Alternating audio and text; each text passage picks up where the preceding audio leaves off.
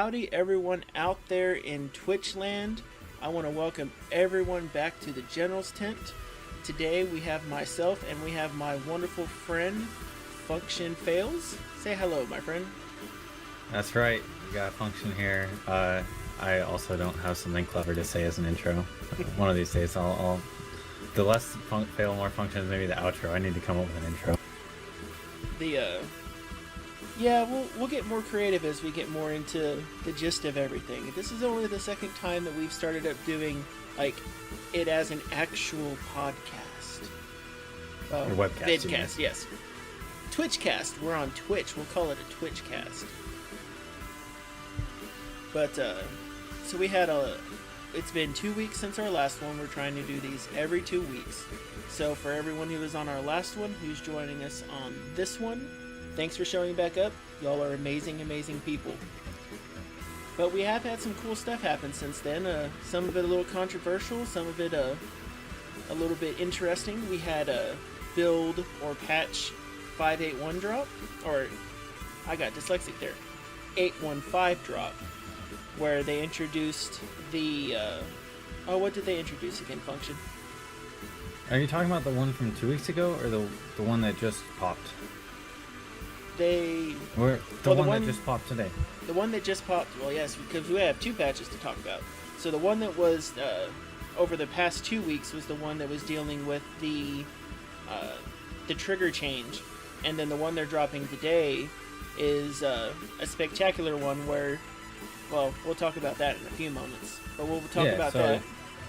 The trigger change, right? Yeah. So what we're talking about, and I've listened to a lot of people talk about it, and I've read a lot of people talk about it, and a lot of people seem like they misunderstand the ways in which the rules work, which is fine, because actually you don't really need to know the rules of the game in order to play it, which is a great thing about a digital card game, is you can just worry about playing the game, and actually the game will do a lot to teach you how to play a card game. Like, some of the greatest plays I learned were on MTGO, and I would take those back to actually playing Paper Magic, and then all of a sudden I realized how all the different phases and everything worked, because the game kind of walks you through that.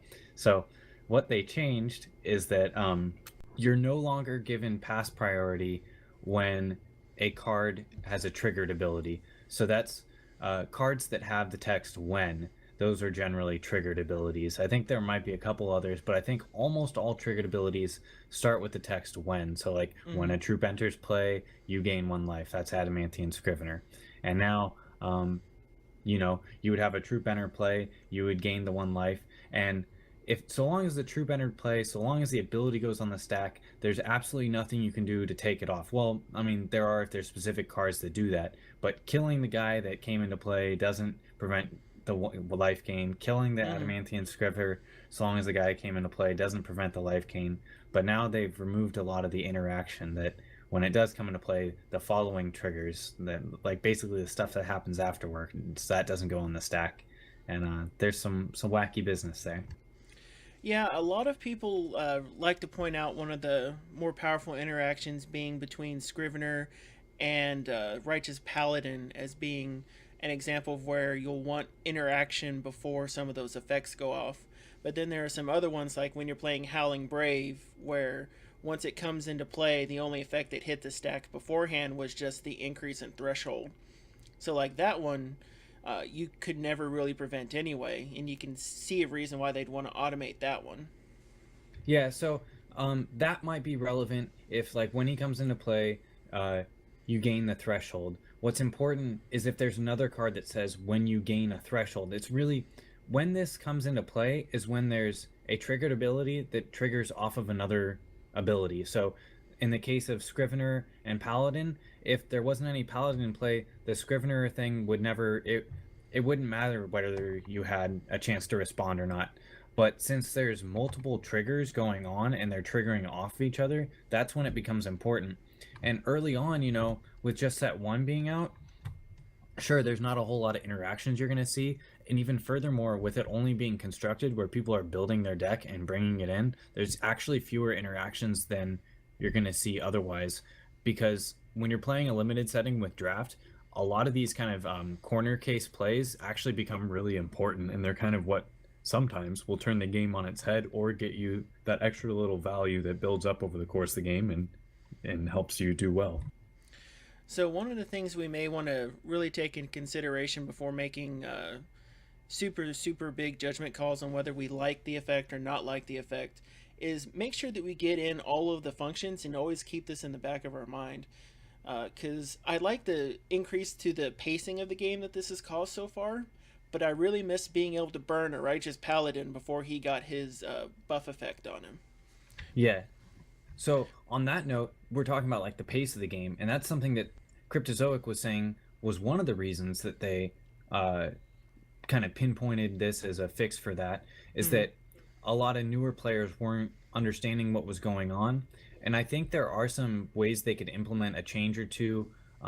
Basically, with the change that they have now, it's kind of what I would call like the nuclear option. They went straight to like DEFCON 5, you know, they went all the way, rather than kind of take a couple of the baby steps that might have eventually led to this. It might still be necessary, but I personally don't think it is. And it would be nice to see some of the other things that people have been asking for kind of come into play first. I know one of the things that I've seen requested an awful lot is the ability to change how often your priority procs. And there is a tool for that that may not be fully fleshed out, but it is available where on the left sidebar, which we are on actually recorded video for those who are watching because we're having less than stellar logging issues with the increase in players that just hit the servers. But you can go in and in your options edit how often your priority ticks, and I don't think many of us jump in to edit that very often because a lot of us haven't fully settled into their playstyles yet. That's there, but even then, that's not necessarily affect the triggers. Yeah, so, if it was working correctly, it would just be like during those phases, basically what you're telling the computer is you don't care what happens during those phases. There's never going to be anything you want to interact with, and that until it gets to the one where you're saying, yeah, stop here, is when you start being concerned about it. Sometimes that's the way you can have those. Other ways are you just pass for the phase, so like your opponent's second main phase, you never want to do anything. You just automatically pass priority unless they play something. So there's another option. But yeah, the phase stops aren't entirely working correctly right now. What I think would really alleviate a lot of the pacing aspect is if they had a button which you could press and it would pass priority for the entire turn, where you're saying, I have nothing left to do here. You can just go ahead, do whatever you want, and I am all done. So sure, there's some like bluffing elements, but if you have no resources and no cards in hand, it doesn't really matter if your opponent's full cannon was going to get activated 50 times. And that's kind of what slows it down, as you're waiting for each person to respond each time. If one person was just able to hit the end the turn button, the other player whose turn it currently is would be able to, finish doing whatever they wanted kind of uninterrupted, and it would go a lot quicker. Now, I've also heard another theory, and I don't lend full credence, but just so that it's out there and in everyone's minds, that part of this could also be a response to a desire to lower some of the complexity of the game and lower some of the interaction to take it further away from the Magic the Gathering complexity and closer to the Hearthstone complexity. Now, I've done a little bit of streaming of Hearthstone. I have a account on there that ever since I've gotten actual Hex access through one of my buddies, I've not touched because it's Hearthstone and its interaction isn't there. And Hex is definitely, the changing of the triggers pulls it away from the Magic the Gathering complexity of interaction closer to Hearthstone, but it still leaps and bounds away from where Hearthstone is on interaction on each turn. It's I don't know if they found a gray area. It's in a gray area for sure. It's not in a sweet spot yet. They may take some of this time before drafting is implemented to try to find that sweet spot. I honestly, if I was calling the shots, which is probably a good thing I'm not, I would just rewind it to a week ago and pretend this never happened. It might be relevant at some point, but I think there's definitely a lot of kind of smaller changes, like I was saying, just tweaking that could be done that would make basically, if the complaint is that the game feels too clunky, which I can definitely echo. A big goal for a digital game is you want it to be as fluid as possible, and as on that like fluidity note, as close to being able to play a paper game. And what paper games have that digital games don't is they have shortcuts. Like you and I are playing, if I play a card and you have no problem with it resolving, I can just tell by your visual cues that you are fine with that happening. The problem with the digital game is the game needs to, it really has to ask you every single time that you have a chance to interact if you actually want to. And you know, in a paper game, you don't need to do that. It would slow things down. But in a digital game, because those times when you can interact are important, it needs to ask you every single time. And so maybe they're trying to cut down on that a little bit, but I think there's better ways that they could do it where they were able to keep a lot of the interaction rather than, you know, because the interaction's so important, rather than just eliminate it entirely and say we're not going to deal with it. You know, come at it with a different angle where you're like, hey, we can kind of solve all the problems all at once. Now, one thing that they could do that kind of skirts the border, and I just thought of this. So if anyone takes it as an incomplete theory, that's because it is. But one thing you can do is you can do a bit of a differentiation between triggered keywords and trigger abilities. So, for instance, some may have already noticed Rage, which is kind of a triggered ability. It's when you attack, then gain permanent +1 to your attack. That still hits the stack. Yeah. So if you make a distinction and you go rules and you go triggered abilities hit the stack, and then non-name triggered abilities do not, what we can do then from a balancing standpoint is decide which ones need a trigger name and which ones don't. So for instance, like Righteous Paladins needs to be a named trigger because that one card seems to desire interaction. I kind of get what you're saying, is that like Rage, you know, I mean, I can even think of some ideas off the top of my head where interacting with them gaining the +1 attack might be relevant. Maybe you have something that kills all creatures with less than 2 attack, and you're just waiting for your opponent to actually commit their stuff to going into the red zone, and so then you finally kill them all. But so that's why it goes on the stack. And right now, just to clarify, yeah, there's definitely stuff that's going on the stack that, based on what Cryptozoic implemented the previous week, should not be. But I mean, that's alpha. Everything's not going to be hunky dory right off the bat. But that's just with their current implementation. I mean, I can, if all the keywords where you're like, well, we don't necessarily need to have this one be able to be interacted with. I can probably come up with a corner case where it might be something, but there's definitely some where it's just like the corner case is so infrequent and it doesn't really add to the fun of the play that sure, you could probably make Rage just something that automatically happens. And one of the things, it's not a high placating maneuver for any means, but it is somewhat, because Rage may not, or I guess Rage is a good example of where you know it's going to occur. The fact that they're attacking and doing damage, the +1 matters, but only after it resolves. You do need as you mentioned, the card for that interaction. But then you have the other case where it seems really innocuous right now, emphasis on right now, where Howling Brave comes in and adds to your threshold. You know, there's no way that you can stop that because that hits the stack anyway. That one, it seems that it works really well. It's a good example of that doesn't need to be seen because you couldn't stop it no matter what. Could you stop it, really? I mean, would there be a way to if there was a stifle ability, threshold? Yeah, it would just be counter-target triggered ability. I mean, that would just be a card. There were a couple other things brought out on the patch, too. It wasn't all just craziness. Because one of the other things they brought out on the patch is they did a few cosmetic changes to deck building, and they also put in the tooltips as well. Yeah, I haven't played with the tooltips too much, so I actually haven't even really noticed them now that I think about it. I did play a lot over the weekend, but I guess I just wasn't paying very close attention. Well, so the tooltips, from what I've seen, are in 2 parts. So when you're in your deck building section, what it does is it pops up your line of text so that you hover over the card. You go, oh, it does da da da da.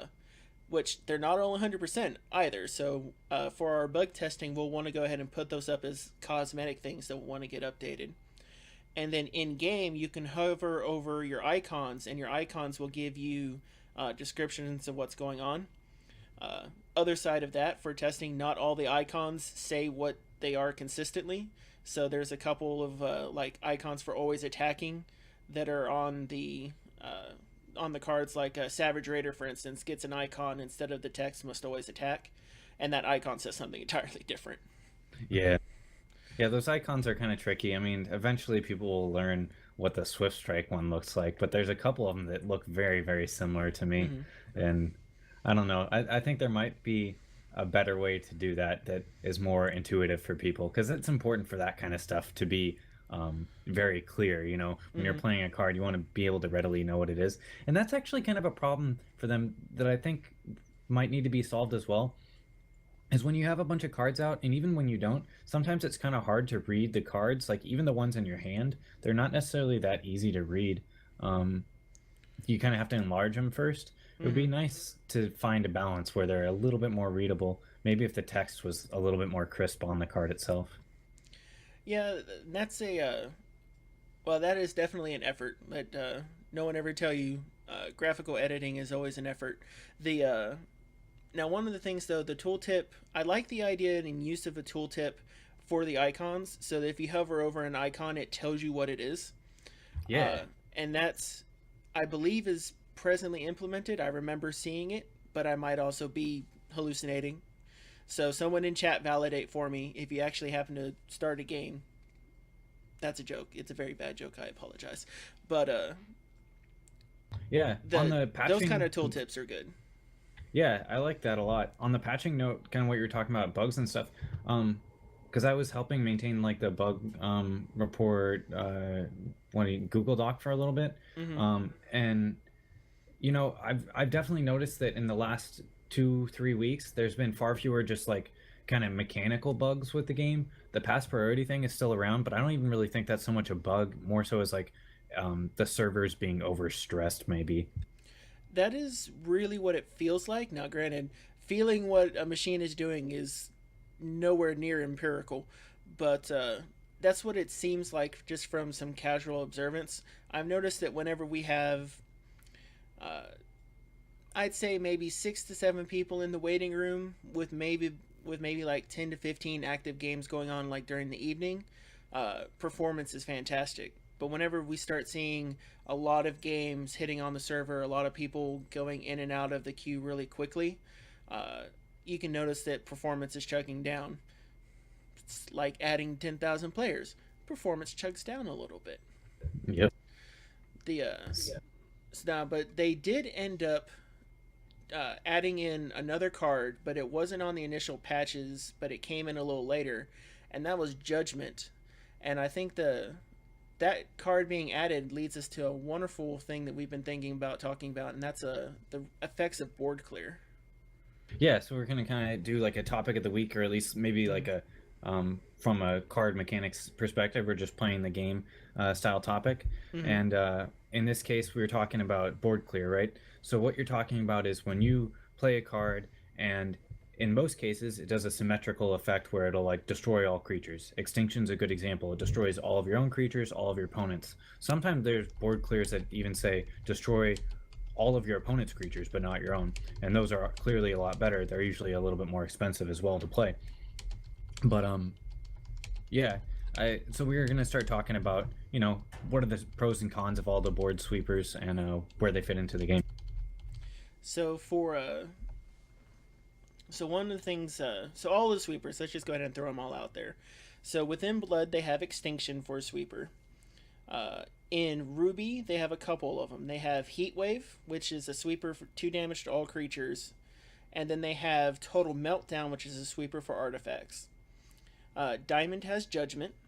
For those unfamiliar with Judgment, it's a 6 cost, 3 diamond threshold. Destroy all creatures with a cost less than or equal to the cost of your highest creature. And then Wild has Tectonic Break. And they also have the Constant Destruction Winds of Change. So I think so far everyone knows what Extinction is.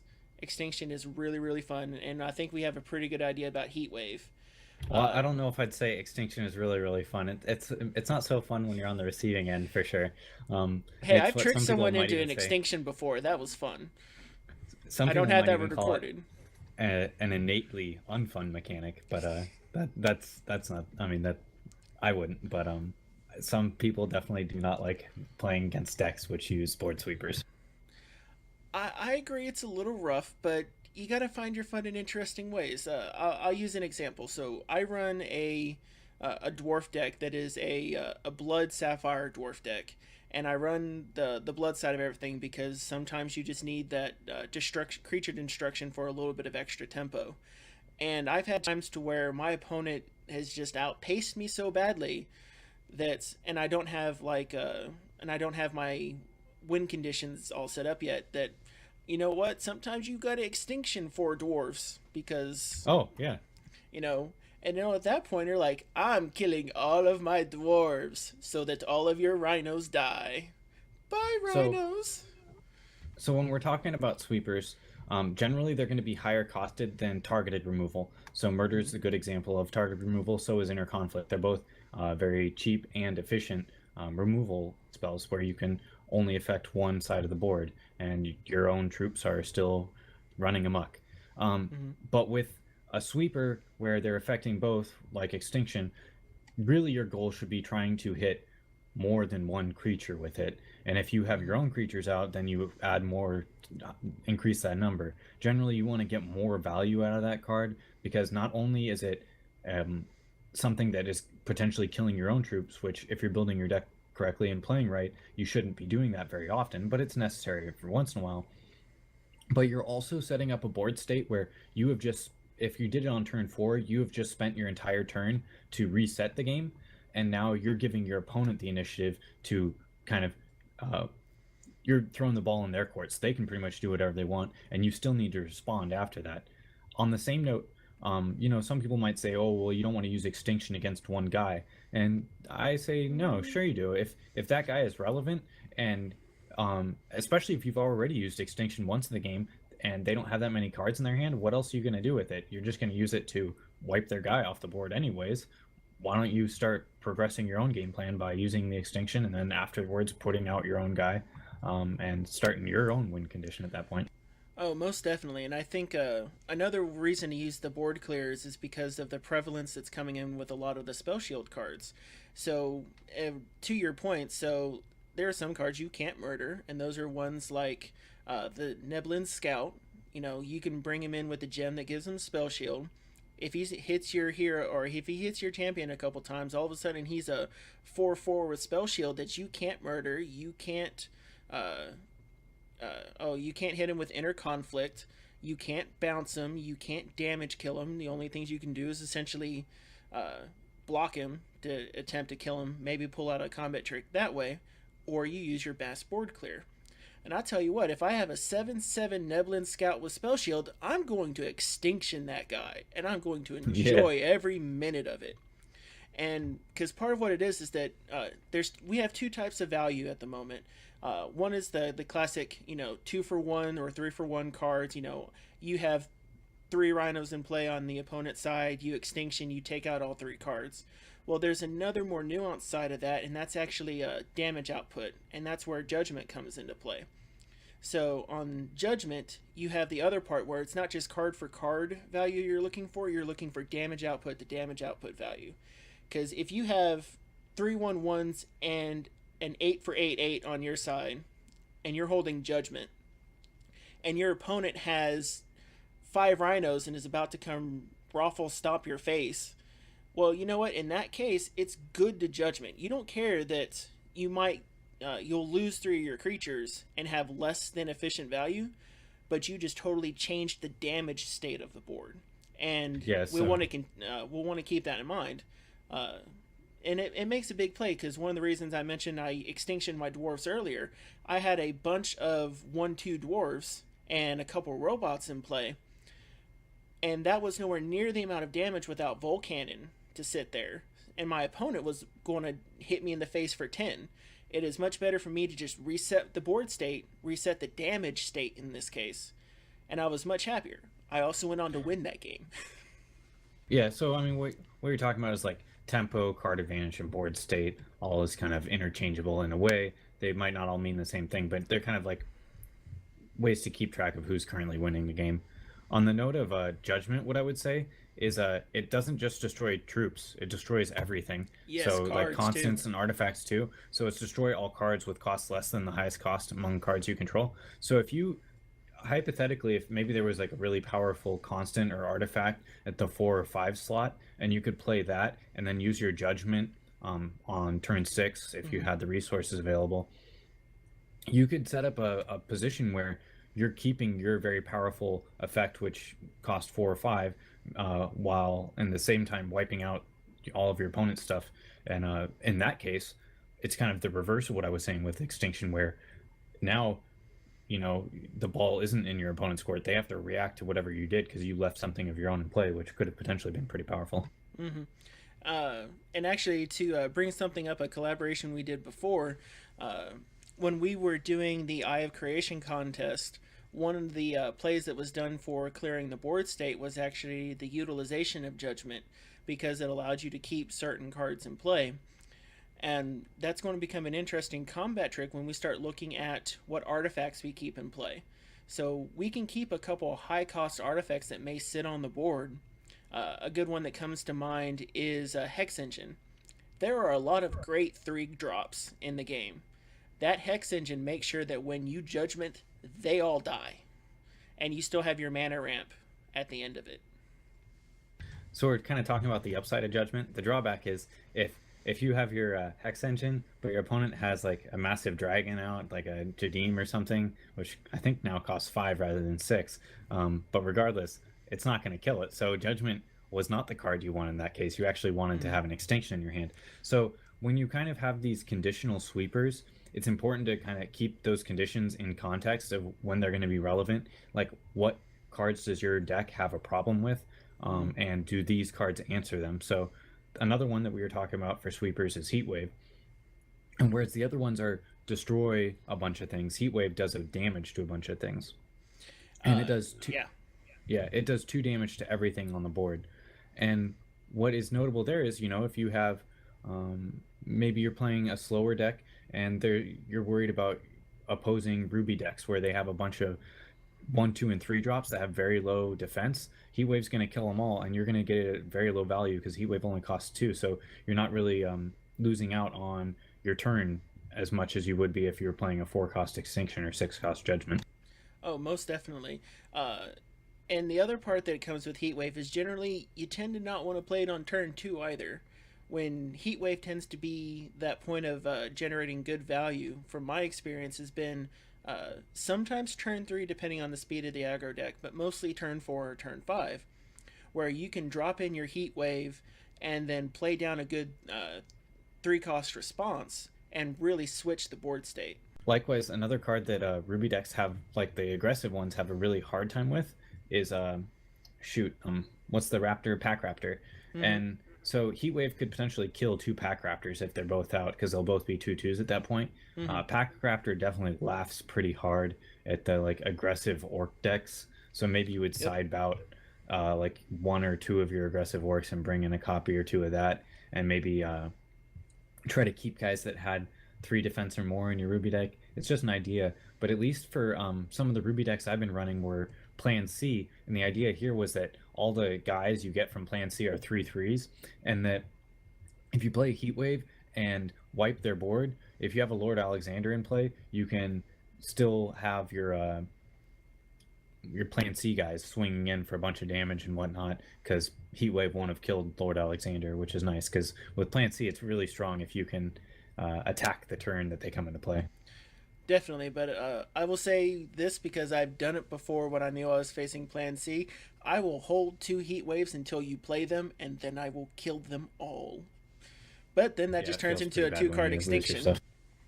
Yeah. Now, there was another one we haven't talked about yet. You said you had a story on this one earlier. Tell me about Tectonic Break. Oh, Tectonic Break, I completely forgot about that. I did have a story. So, what was it, like last week, maybe last Thursday or so?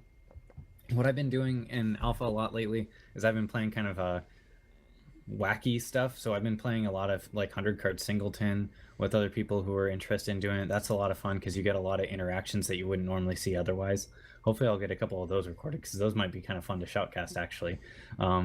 If Soldek's still in here, yeah. But what was I going to say? I've been doing a lot of 100 card singleton, and what also I have been doing was Popper, or at least maybe they'll come up with a different name for Hex, but in Magic it's called Popper, and it's basically you construct your deck of 60 cards with only commons in it. And I don't know, I have 5 or 6 different decks, and they're all kind of interesting, kind of fun. But the one I played the other night was what was it? It was a mono sapphire one. It was all kind of like the bounce spells like Buccaneer and Time Ripple and a bunch of flying guys. And I went into the lobby, and lo and behold, there was Corey. And I went ahead and I played Corey and with my Popper deck, and he was playing just whatever he had. He didn't know what I was playing at the time. And I was playing him. I beat him. He had 0 health at the end of the game. I still had 20. It hadn't done a single point of damage to me. But at the very second to last turn of the game, he played Tectonic Break, and I thought all my Thunderbirds were going to die. But something was definitely wrong with Tectonic Break. So, I won with an asterisk due to a bug. Maybe, well, the way Tectonic Break works is it's got something cool that's unique to Hex, is that it deals with math in a way that card games can't normally do it. It's like you'd have to roll so many dice to figure out if every single guy died, because it's based on percentages. It kills guys. It like has a certain percentage chance to kill each of your guys, based on their total health, correct? Yeah, so based on their toughness. Yeah, their toughness. So for every point of toughness they have 10% less chance to die from Tectonic Break. So I mean, I just had a bunch of 2-1s and 2-2s out in play, and only one of them died. It's entirely possible I was very, very lucky, but that's pretty unlikely. I think the card was just bugged. Well, as we know, variation does happen. I know. I guess. Oh, I have a new deck to build. I was looking for a deck to build. I now need to build a ramp Tectonic Break deck. We're going to call it Ramping Earthquakes. Build that deck. Ramping Earthquakes. Now, I know one card I'm going to include in that, and it actually takes us into our next segment that we've been working on, kind of like our cards of the week, where we each pick out a different card that we've liked throughout the week, and then we kind of talk about the good sides, the bad sides, not necessarily like the mechanics where we're talking about board clear, but just a specific real look at a card. And the one I picked up today is one that Havoc really introduced me to, that I mentally wrote off because what I saw originally was an older version of it. But Bottled Vitae, that's the one I'm picking out today. And for those unfamiliar, it is a 1-drop or a 1-cost artifact that has the ability to pay 1 to, I believe it's discard the artifact, gain 1 life, 1 charge, draw a card. Yeah, so, it's definitely really good. So when I look at it, in my mind I go, okay, if I wanted to play this in a single turn, what's it going to do for me? So I look at it as 2 cost to gain a life, gain a charge, and draw a card. And putting all of those abilities together in just a 2-mana effect is really, really nice. It's one of those, the draw a card option, it's not the cantrip side, but essentially effectively reduces the size of your deck. The charge is working really great now, especially with the low-cost charge champions. Especially the ones that have got 2 cost charges, because that's halfway to your next charge. You could play 2 Bottled Vitae and then get another charge use out of your champion for a lot of those. And then getting that additional health sometimes makes the difference. There's been a couple times where I would have lived by 1 more because I got myself out of life siphon range by using the Bottled Vitae. Yeah. The downside of it is that, and there are not too many downsides to it because it is low costed, but the downside of it is that when you get too far into the later game, when you may not be pulling as many resources to boost your charges up, the charge effectiveness is not as great, but the draw effectiveness is much better. So the other big drawback with Bottled Vitae, just like you were saying, gaining charges is only relevant if you get another activation of your champion power. Otherwise, if you never activated it again, it didn't really matter how many charges you gained. So that's what you were saying. The other thing is that this does work as a cantrip, so you're paying essentially 2 resources. Although I'll get back to that in a second about the cost. You're paying essentially 2 resources to draw a card and get some other stuff as well, which is sometimes relevant. Cantrips are always nice because they thin out your deck. They make it more consistent. You're going to be able to draw into the cards you want more often because basically, in a sense, you're playing with 56 cards rather than 60. And that's always a good thing because you're more likely to draw into powerful cards. But one of the problems with cantrips is that once you start getting into the later game where you might be a little resource starved, so say Jadim is the card you need to draw. Actually, maybe even a better example is Extinction as the card you need to draw, and you only have 5 resources out. Well, if you draw Bottled Vitae instead, and then activate it and drew the Extinction that you would have drawn, now because you're using a cantrip to find it, you've already spent 2 of your resources, you only have 3 left, and you can't use Extinction, so that's definitely pretty relevant. The other thing I was going to say as far as the cost goes is you are paying 2 resources to get it, but in some sense, it's actually less than 2 resources because you don't have to pay it all at once. Yep. So being able to split up the cost definitely makes it easier. In a sense, I would say that makes it, in one way of looking at it, less than 2 resources, even though you're still paying. It's kind of 1.5 resources when you spread it Sure. out. It's hard to find real big bad sides to using Bottled Vitae. Most of the bad sides tend to be sometimes your deck can't be constructed to use it. Sometimes you need all 60 card slots. Yeah, definitely. And it's really difficult to call that a drawback. You know, you want cards and you want options in a good card game like we're building and working on together, to where you have to agonize that you have so many good things to put into for the theme and style of your deck that you have to call out amazing cards. If you build a deck that you go, oh my god, I can't fit Bottled Vitae into, that's exciting to me. To me, I get chills just even thinking about it. Well, I mean, it probably won't fit in every single deck. I think the most aggressive decks out there, well, currently, in the tournament, some people were still using it in the mono Ruby decks, I think, just because you're able to funnel out that turn 2 Polka, which is nice. Being able to get extra activations off that is definitely powerful. But, those times where you're like, well, Bottled Vitae just doesn't fit into my deck. If it's one of those cards that fits into a large number of decks, I think the decks that it doesn't fit into, it says more about those decks specifically than it does about Bottled Vitae itself. They're probably built on some sort of engine or something where they just need all the pieces to fit properly. Now, we've talked about mine. You've got one too, don't you, Function? Okay, so we were talking about engines and stuff there. Oh, actually, so one last quick note I was going to say on Bottle Vitae and about cantrips in general. I should maybe write an article about this rather than do it here, but it's something I could talk about a little bit further. As far as deck construction goes, when you have a cantrip, there's a general rule of thumb with a lot of card games that for every 2 cantrips you have in your deck, that are reasonably costed, and Bottle Vitae it only costs 2. For every reasonably costed cantrip in your deck, you can have 1 fewer resource. And, that's generally more of a rule for decks that are playing lots of resources, or decks that kind of have a slower game plan where they might need a lot of resources. So say you feel like you need 28 resources, but you're also including 4 Bottled Vitae, well, then you might only need 26 or so. A lot of that kind of goes out the window, though, with Hex, with all the champion powers and whatnot. Getting extra resources sometimes is what you actually needed. Well, yeah, when you have to drop a Squirrel Titan, sometimes you need to play that many. Yep. So what were we talking about? We were talking about my card. Yep. So we were kind of talking about a Bottle Vitae not fitting in some sort of synergistic engine deck. Well, I've been building a few engine decks, and one of them is Warsmith, which Bottle Vitae very, very wonderfully fits in. Oh man, I had an amazing game the other day. So Warsmith is anytime an artifact enters play under your control, you do 1 damage to an opponent. And that he's just a 1-drop, and that damage can add up very, very quickly, especially if you have 2 in play. And the other day, what did I have? I think I turn 1 played a Warsmith, turn 2 I top deck a second one and played it, and then I played Bottled Vitae, and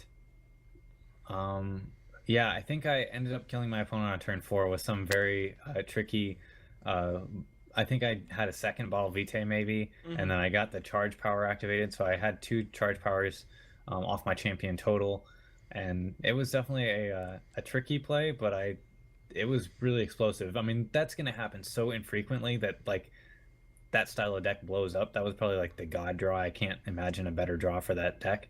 And winning that quickly is definitely pretty fun, but it's also it could have gone wrong very easily. If somebody just burned one of my war smiths, all of a sudden, what was an amazing hand became a pretty poo-poo hand.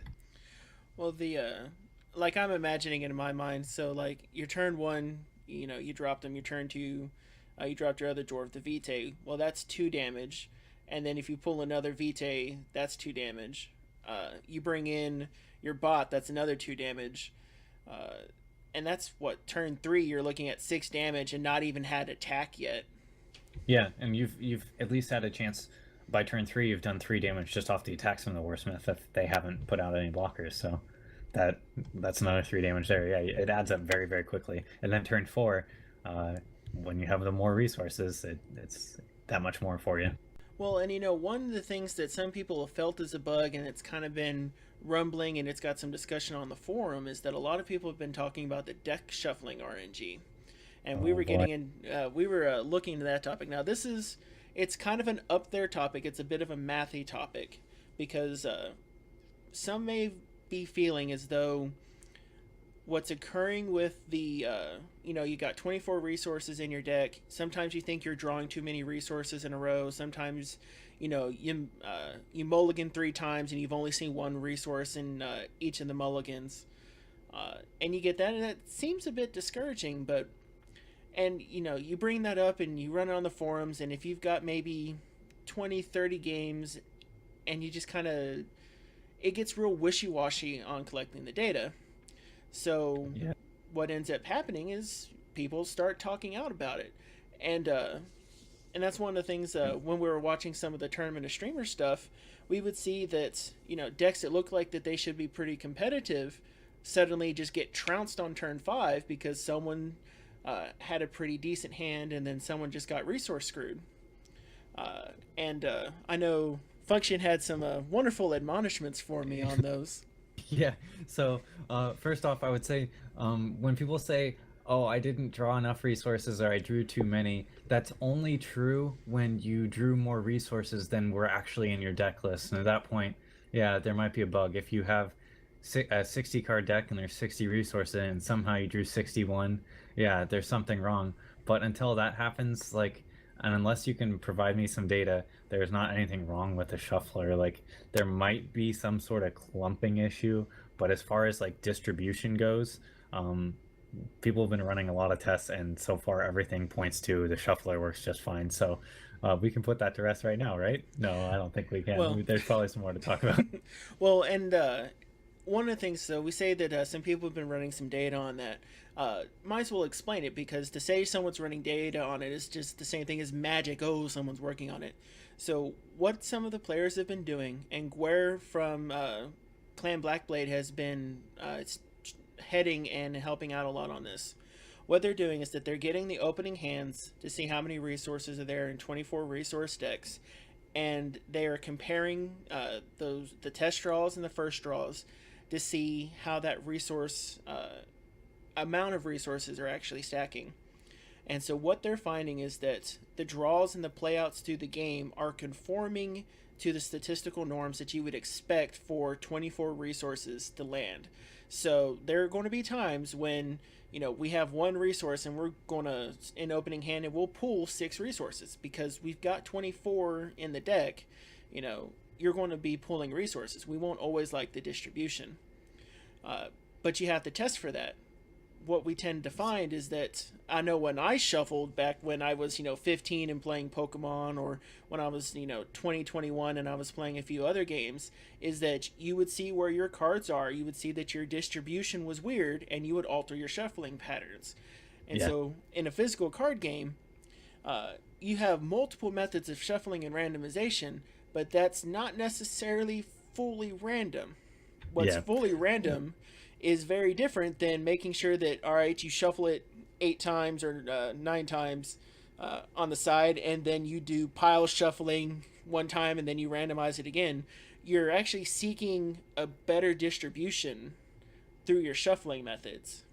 Yeah, so here's the things is like I guess my outlook on it is, you know, when you bring random elements into things, weird things happen. Like Richard Garfield, very famous game designer, he came up with Magic. He does a very good topic about people coming up with a random series of numbers of just ones and zeros, and then people writing them by hand, and that, you know, somebody trying to write something random, you can almost always tell that that's not actually random, because you get weird stuff when random happens. You'll have like 8 ones in a row. We're talking like flipping a coin, heads or tails or something like that. And so, you know, bad hands are going to happen. That's natural. It's supposed to happen a lot. And not to say that you don't have control over that. You know, a lot of people will automatically mulligan one resource hands, while I actually keep quite a few. I'll keep a lot of weird hands because they're actually much better than you initially think. And even if you didn't get that resource on turn 2 that you were really counting on, if you get one on turn 3, you still might be in the game, and you might be in really good shape depending on what the hand looked like. So I think a lot of people are mulliganing improperly is the first thing. And the second thing is, when people are shuffling in paper, just like you were saying, they're actually cheating and they don't realize it. I spent a little bit of time judging and being coached by high-level judges in Magic, and, you know, I can definitely watch somebody shuffle and know where a large portion of cards are in their deck because they're not shuffling correctly. It's pretty easy to do. Not to say that I encourage that, because that's also cheating if you're watching your opponent shuffle and you're not ensuring that they're doing it randomly in paper games. But what I'm getting at here is, like, when people kind of insert the resources evenly throughout their deck, if you actually think that affects the way you're shuffling, or if you think that affects the outcome of how you shuffle, then you are cheating. Like, there's no doubt about it. It's important when you're shuffling your deck to make it as random as possible. And if you think you're affecting the outcome, then it's no longer random. So, I mean, it's not the end of the world. It's really not the biggest deal, but it does affect things when you see a digital game and you're like, oh, well, it's not random. You know, I got no lands and then all lands and consecutive hands. Well, you know what? That happens because it's random. Well, and I know you touched on this already, but we'll jump on it one last time. It's that there's a difference between what is random and what we perceive as random. Many times, what we perceive as random are variations of a understandable distribution. So, if you believe that ideally you should pull a resource after a decent hand, maybe every other turn or every 2 turns, you have a distribution in your mind of what your resources should be. And that distribution's not random. Random is drawing 5 and then drawing 3 cards and then drawing 5 more resources. They can space out no matter what. And so I think what we want to look for is we want to look to see if we have unusual clumping, because you want to, and that's very different, and that requires very different tests. You want to look at a big sample size too. I mean, that's the other thing is people, they're like, oh, the last 3 games I played were weird. Well, that's normal. And like, what about the last 5,000 games you played? Were those 5,000 games weird? And like, you need to actually look at a realistic sample size to tell if there's something wrong with the shuffler. And 3 games is not enough. So now the best data to look at would be to, you know, sit there on the back end where the deck is available, because should be ideally known after the shuffler goes where everything is in the deck. That, granted, this depends on how they've designed it, but you know, then after each shuffle, you should be able to then take a look and see, you know, flip your deck and see where the distributions of cards are, and ideally, they should be entirely random. And I think getting a proper analysis on that takes some very hardcore statistics and a lot of behind the scenes data, because you know, it's not as though at some point we don't have tutors in the game to play an early tutor to see what the remaining distribution of the deck is at any particular point. Sure. Which is what we would actually have to do to test this from our side, by the way. You'd have to see if clumping was an issue. You'd have to go through a randomization, look at it at the exact same point on every test case, and then see if you have unusual clumping. Yeah, we're definitely getting into that mathy element now at this point.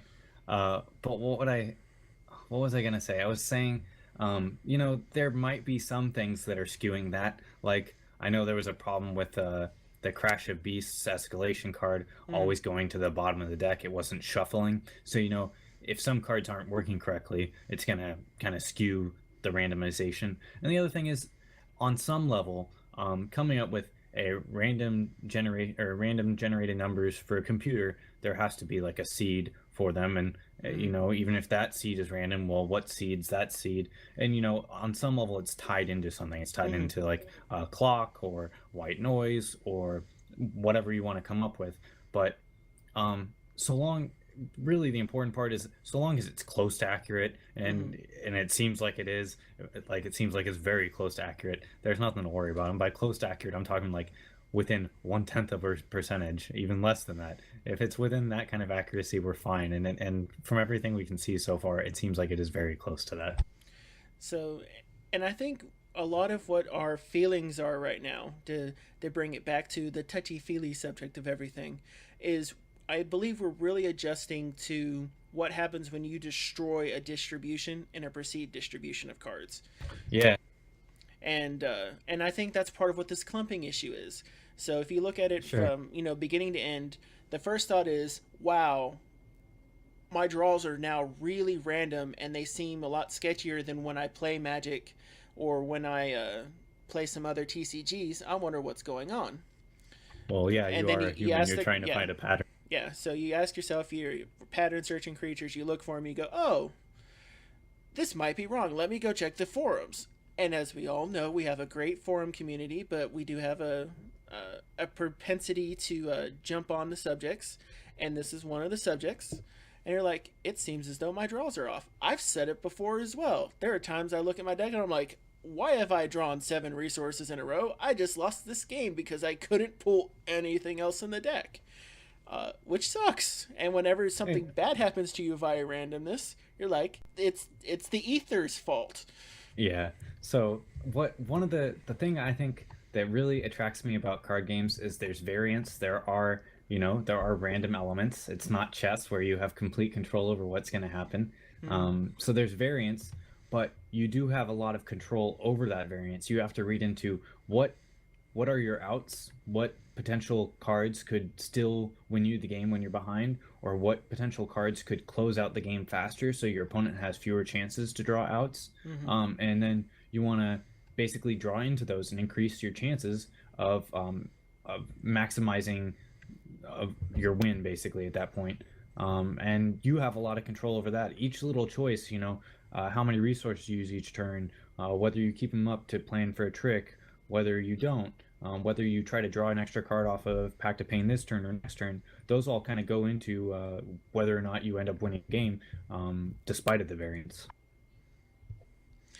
Most definitely. And I think what we'll end up seeing is that as we adjust to a random world, at least a random TCG world, it's definitely going to affect how we traditionally build the games. Because if we innately attempt to set up an even distribution in a physical TCG, there are a lot more things that you can get away with. There are many times you can probably get away with 2s and 1s in certain decks because of shuffling to create an even distribution. Whereas in a random card game, if I have 2 Zoltog in my Orc deck and it somewhat hinges on Zoltog, then that's a bad deck building decision on my part. If Zoltog is supposed to be there, and then I'm like, I need Zoltog, then if I need him, I need 4. That's the only way that deck can win. Sure, I'll agree. Yeah, you definitely want to maximize the number, but high cost cards don't necessarily always need to be 4s. Well, and Zoltog isn't high cost. He's towards the top of some of the tier right now, but I think that's another personal feeling when it comes to the deck building while we're there. And one of the things I've started seeing myself trend down to is really shying away from some of the 5 and 6 cost cards, unless, especially if I'm looking at an aggro style deck, just because it pushes you down because of the inconsistency that you're going to get in some of your resource pools. but then I see myself shying towards larger cards when we have decks that are able to tempo and control the board state even with some of those fast aggro draws. All right. So I see So talking myself flitting about back and forth. Yeah, so talking about that a little bit, talking about the ebb and flow of the metagame as you have it, is why don't we move on to talking about the streamers tournament a little bit, which Soldak has been hosting and shoutcasting, Mm-hmm. is one of the and we'll talk about that a little bit more separately, but at least on the level of kind of like the metagame, as you definitely see Life Siphon being an almost stiflingly strong card. The same could almost be said for Extinction. It costing 4 definitely rules a lot of decks out of tier 1 contention. And decks are still totally playable. They just might not be tier 1, and that's totally fine. Not every deck can be tier 1. That's the whole point. But as cards come out in set 2, all of a sudden that deck that you've been loving, your Shinhair deck or something, gets a foil to Extinction, and all of a sudden it's the new tier 1 deck, and Extinction decks are garbage. So that happens.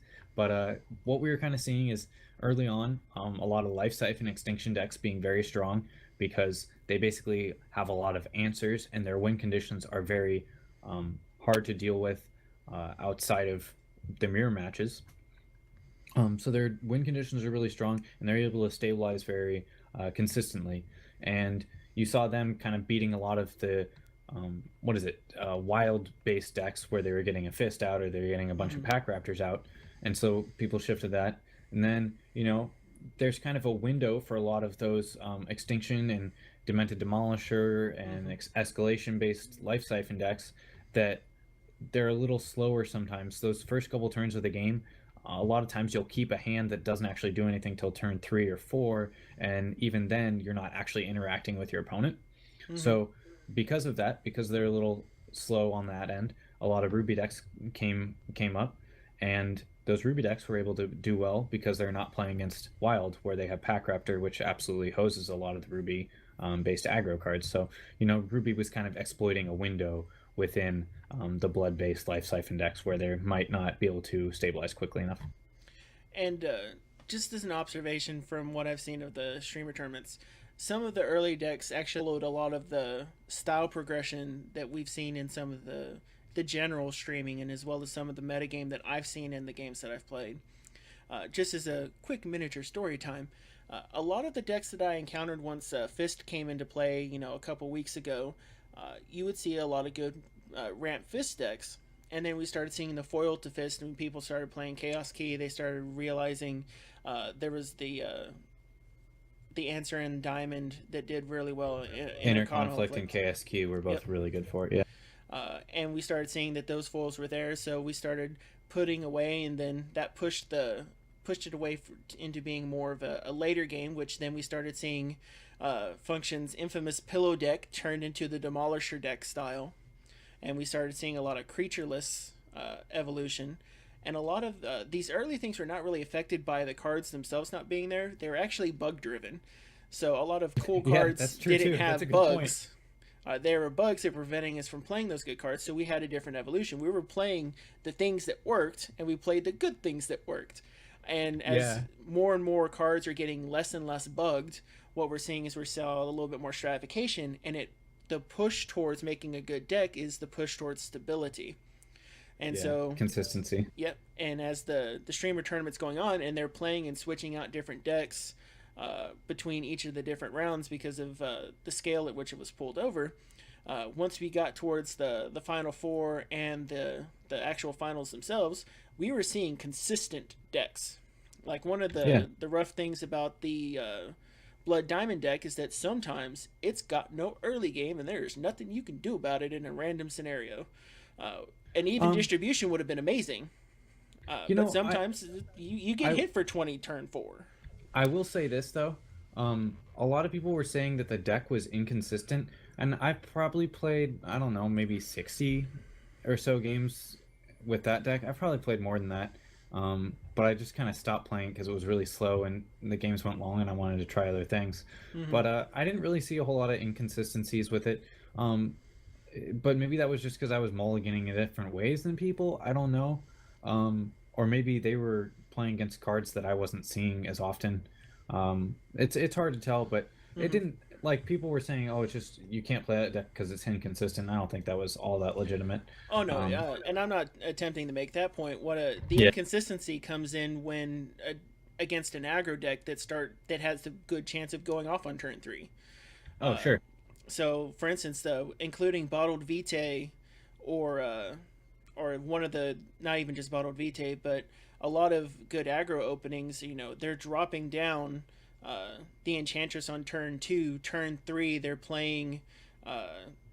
Oh goodness, it's the 3/2 or the Gem 3 Craze for 3. Yeah, Berserker. Gem Yeah, Craze very Berserker, and third turn resource, dropping down and swinging for 10 damage on turn 3.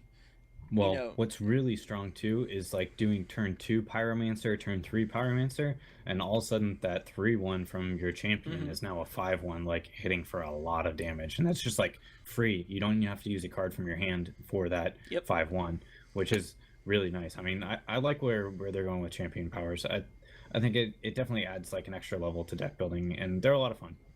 So, and that's what we're seeing. So, because of what you're able to run, you're running 23 to 24 resources in those aggro Ruby decks. You're running 4 Enchantress. You can pull 2 out of 4 cards within those first 10 cards of a deck, and then just pull a couple 1-ofs with 3 resources. As with as much haste that's in there and with those boosts to attacks, it's consistent. And it's sometimes more consistent before you can get the answer in the Blood Diamond decks. And that's not an inconsistency issue. That's the weakness of Blood Diamond. If you beat its face in turn 4, that's the counter to Blood Diamond. Then the downfall for the Ruby ones is they need to be fast enough. So really, they can't afford to mulligan that often, because every card in their hand at the beginning of the game could essentially translate into damage to the opponent. And so if you're mulliganing down to 5, well, you have 1 fewer Ragefire in your hand potentially, or something like that, and you might not be doing enough damage. And on the same note, you might mulligan into 5 and have the greatest hand in the world and still kill your opponent on turn 4 or something. I would say the greatest hand in the world for a Ruby aggro deck is 2 Ruby Shards and then 3 Ragefires. That's my opinion. Well, and then you have like that Tormentor guy too. He can hit for a lot of damage if you get some sort of god draw. But I mean, yeah. So but that's kind of where card games are interesting. Is there's times when decks are good and there's times when they're not, and it's kind of how did each player work to win the game. There's been times where I've had an amazing hand in a high level tournament, and I absolutely threw it away because I just made a bad play. And there's been times where I had a horrible hand and there was only 1 card in my deck that I could have drawn in order to win, and you draw and you win, and sometimes you get lucky, sometimes you play poorly. And that's actually the nice thing that we have about that tournament of streamers, is that we did get some really good games out of there, but we also saw that within this limited size, how randomness can affect the perception of how the decks are performing. And so definitely. We saw quite a bit of that. It doesn't always make for some of the greatest games in the world, but what I think it can do is it can help each of us learn what the great games to watch are. And that's one of the big things that I'm trying to take away from the tournament, and I thank Soldak for that, for hosting it and for pulling it all together and making sure that no one played a lot of bugged stuff, so that we didn't have just buggy power plays occurring, but that we learn what the good games are. And as a content creator, what I take from that is, what people like playing, what I like watching, what other people like watching, so that we can, eventually we'll be proliferating a lot of games. And once we're proliferating those, we're going to need really good ways to tell what's a great game from an okay game. Sure, yeah, then I like that. That's a really good way to put it.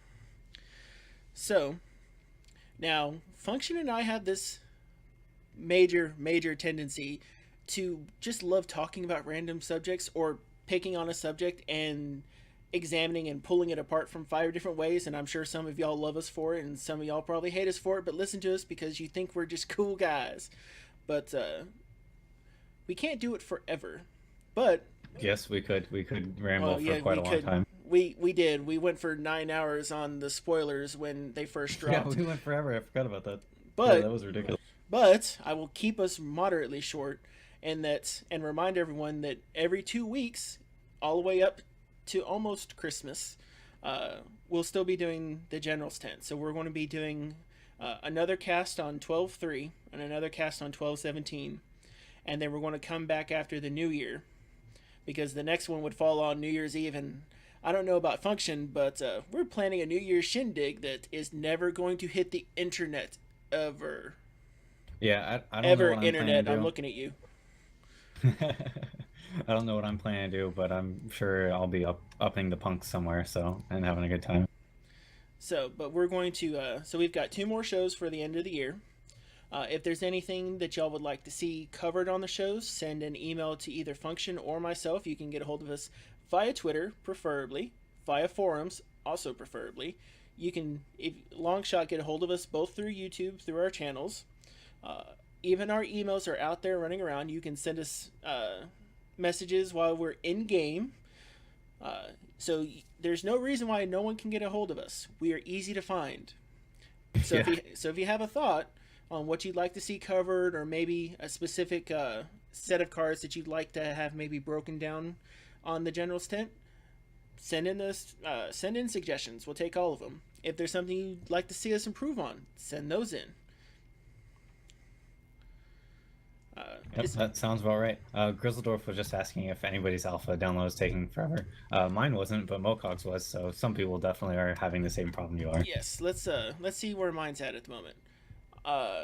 It has been stuck at what appears to be the loading data screen for 1 hour and 15 minutes thus far. See, it's like day one of alpha all over again. All the people who are complaining that they weren't able to get into alpha early, Cryptozoic was just saying, "Hey, we know you guys really missed looking at the loading screen for 24 hours. We're going to give that back to you. You can enjoy that just like everybody else is. We don't want you to feel excluded." That's really what they're trying to say.